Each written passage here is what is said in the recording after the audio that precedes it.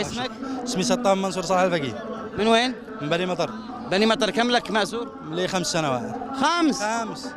فين؟ كلن. فين بالضبط؟ في الجنوب. في عدن يعني. ايوه. كيف كانت المعاملة؟ والله كانت المعاملة الزفت الزفت، وانهم كانوا يضربونا، وهذا تعذيب وهذا بقى تعذيب، هذا منهم. ايوه. تحملت هذا كله؟ تحملتم في سبيل الله، في سبيل الله هذا، وفي سبيل الله.